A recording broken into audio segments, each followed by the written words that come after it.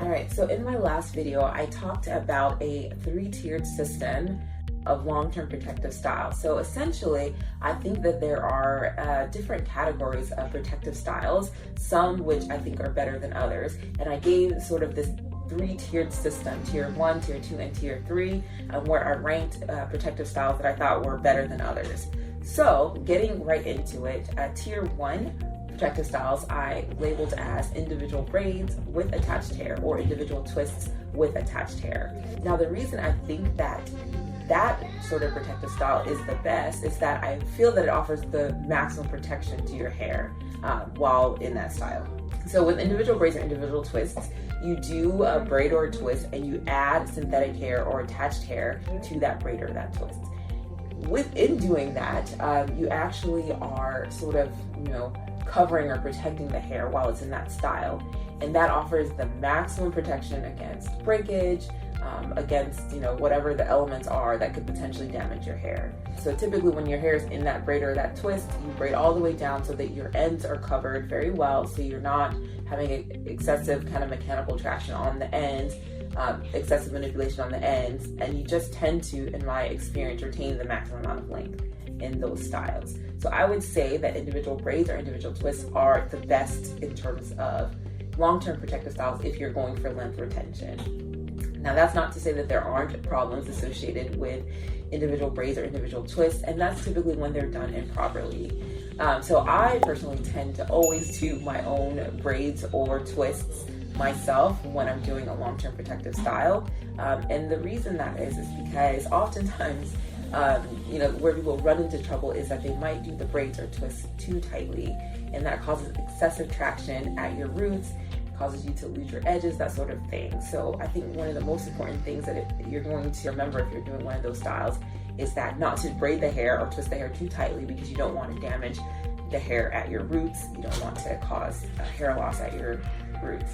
The other thing that is really important with that, and one of the things I've sort of run into when I did my last protective style of braids, is that when you do the long-term protective style with the attached hair, you want to make sure that you use enough hair so that you're covering the ends of your hair and the ends are not out. Because the whole benefit of doing attached hair is that you're covering your hair. You're adding this extra layer of protection to the hair. So you want to braid all the way down. You want to use enough hair so that your ends are very well covered and you're not having excessive, manipulation at the ends. When I did my hair last, the braiding hair actually wasn't long enough, so I feel like my ends could have been better protected. So that's one other thing to watch out about. So that's my tier 1. The tier 2 styles I said were, I also gave tier 2, and that was next. So I think these are, not the best protective styles for length retention, but still really good styles. So tier 2, my tier 2 styles are individual braids or individual twists without attached hair. And some of you might think that that's funny that I'm giving, those styles a tier 2 designation, because in my natural hair journey, the thing that I've done the most frequently is actually individual twists just with my own hair. And I still definitely think it's a great, awesome protective style, but I don't think it offers as much protection to your hair as individual braids with attached hair, because again, you don't have that extra layer of protection from the synthetic hair that's given your hair kind of extra strength and extra covering. So with individual twists or individual braids, again, a very good protective style. You're not manipulating your hair excessively when your hair is in those twists. You kind of put the hair in the twist and you kind of tuck it away. So you're definitely limiting manipulation. But I think that when you do those styles, if your hair is long enough, for example, to touch your shoulder or wherever, your ends aren't really protected.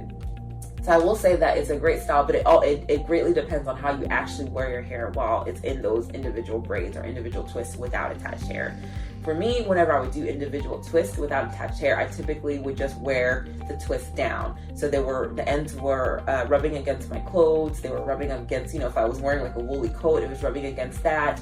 So, if I had put the twist in and worn my hair up, then I think that it would have been just as good of a protective style as, individual braids with attached hair. But again, it depends on how you're planning to wear your hair. So if you put your hair in individual twists or individual braids with just your hair and you wear it in a bun all the time, I think that's, again, a really, really great style. You're still limiting manipulation, even if you don't have that extra layer of protection from the added synthetic hair. All right, so tier 3. So tier 3, I said, were cornrowed styles. So things like weaves, where your hair is cornrowed underneath, or wigs, where your hair is cornrowed underneath, crochet braids, all of those things. And again, I think it's a really great protective style. I've seen, many people experience lots of length retention and growth with their hair in cornrows. My sister, for example, does, wigs and weaves exclusively, and her hair grows very well with her hair cornrowed. But the reason I say that is a tier 3 style is that I don't feel that you have as much access to your hair, especially if your hair is in a weave and cornrowed underneath. You can't really get to your scalp as easily. So I think that for me, it's less desirable for me to have my hair in those styles. The other thing that I find in my personal experience is I've done actual cornrowed styles on just my hair and worn it that way. But I find that I tend to have more issues with thinning edges whenever I do cornrows. Maybe it's the way I braid, I'm not really sure. But that is, I think, something that people, especially that wear weaves or wigs a lot of the time, may experience more of, maybe some traction and hair loss around your edges. I don't know if it's from the cornrow or it's from the weave itself, but those are certain things to sort of consider. So I generally think that those styles tend to be tier 3, and I think mostly because of just the access to your scalp, and then sometimes, in my experience, issues with thinning hairline that's associated with that. But again, that's just my experience. Some people swear by it. There are lots of YouTubers out there that grow their hair exclusively in cornrowed styles and do well with it. But just in my experience, it's not the best protective style for me. So I would love to know what you guys think about this. Definitely like and subscribe, comment below. I want to know how you're doing on this journey. I want to know everything. All right, as always, thank you guys for watching.